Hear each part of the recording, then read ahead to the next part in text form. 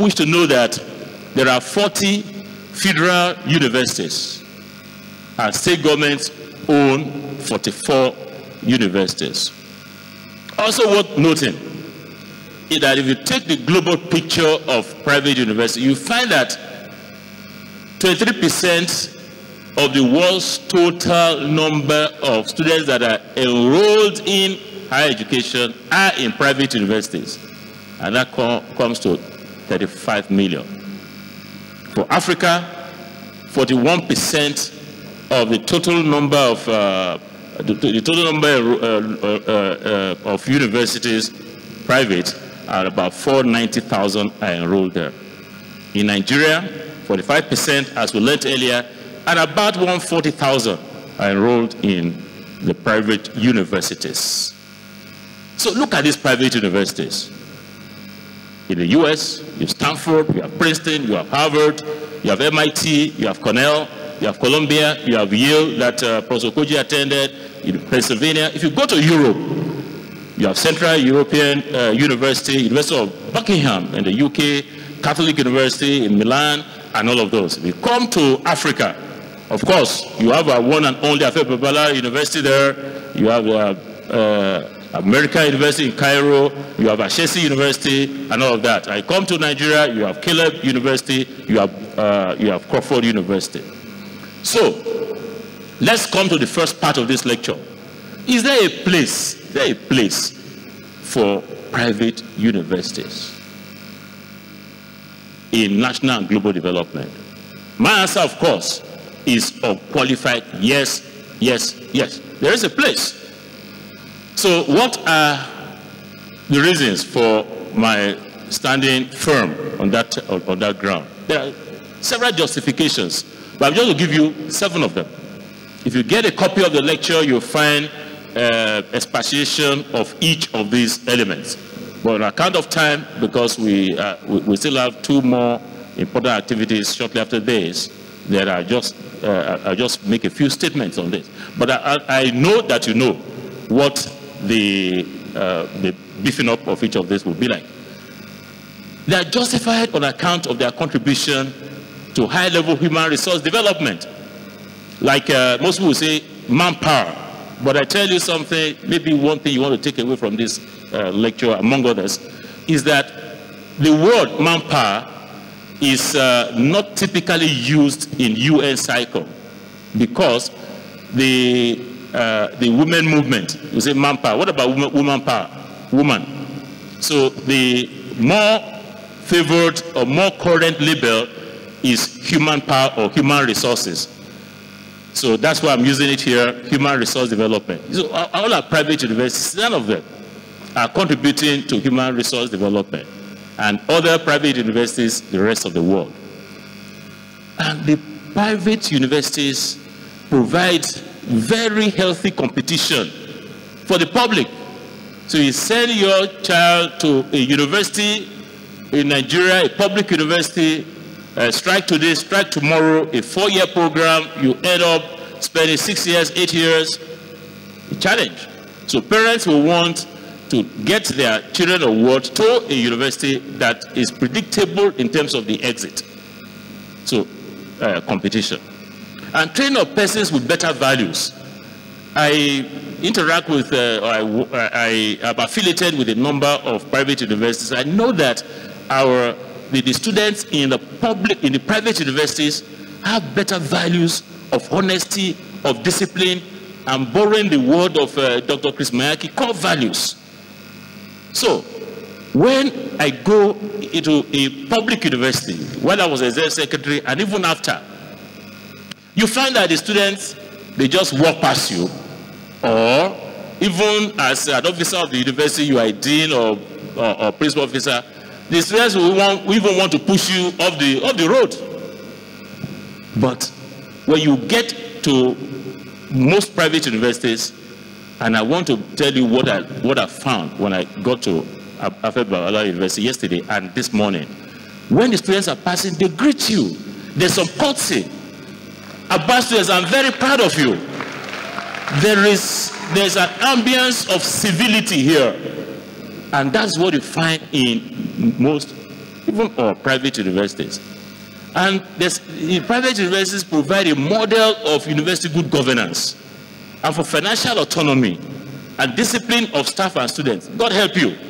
If you are a staff of a public university and you are used to cutting classes and you have some assignment with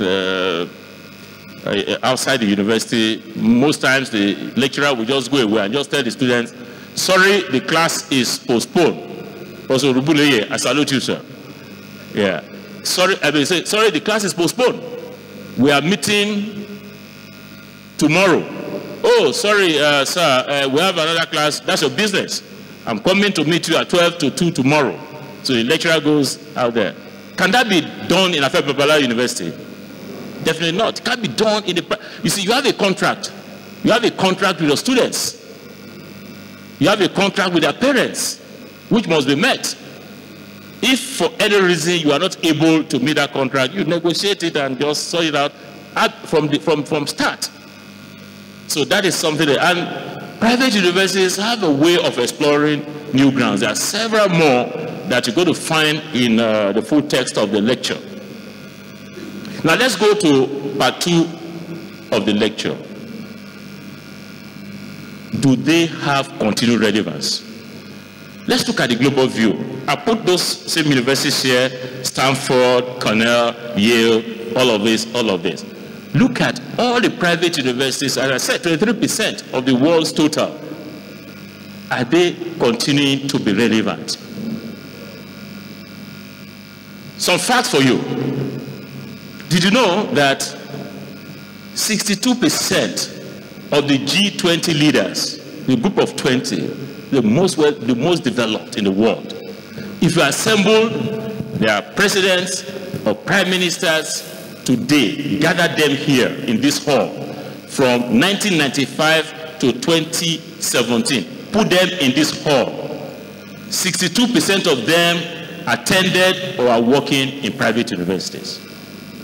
So you say they're not relevant. Take Obama, for instance. He attended, I don't know which university Trump attended, but I know Obama and several American presidents, attended Harvard.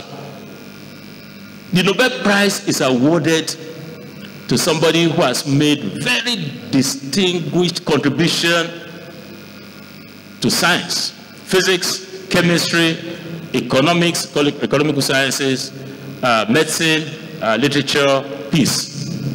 But I'm narrowing now to chemistry, medicine, and physics. I took the listing of all those that have won Nobel Prize since it was established. Did you know, ladies and gentlemen, that 39% of those that won Nobel Prizes in these subjects attended or are working in private universities? Did you also know that of persons that have solved human security challenges facing the world, the environment, food security, health security, all manner of things that have challenged security, although human security not defined in the narrow sense of, say, one country fighting itself, but defined in its very broad sense. If you are hungry, you are not secure. So food security is an aspect of human security. If you are not well, you are not secure. So health security is an aspect of human security. We actually have about 15 threats to human security, and of those persons that have solved the problems facing humanity today, 68% of them either attended or are working in private universities. So let's hear voices from some experts about the relevance of private universities. I'm Alice Lamte, Higher Education Advisor and Consultant. My opinion about the relevance of private higher education institutions in Africa is that they are meeting a demand. They are filling a gap between the demand, which has outstripped supply, and they are doing this by being flexible in the way they develop their programs, tailor-made to meet the current and changing demands. They are also providing healthy competition to the public higher education institutions. And for this reason, I think that the private higher education institutions are becoming more and more relevant, and therefore they should be encouraged to continue to improve this relevance. Yeah. Do you agree with Dr. Alice Lamte? Class, exam is coming after this one, there'll be a test. Do you agree with Dr. Alice Lamte? Definitely so. Now let's hear from someone else. My name is Fred Awa. I am the Executive Assistant to the President of Global Universities Network for Innovation Africa, and also a lecturer at the University of Professional Studies, Accra, and formerly Secretary General of the All African Students Union.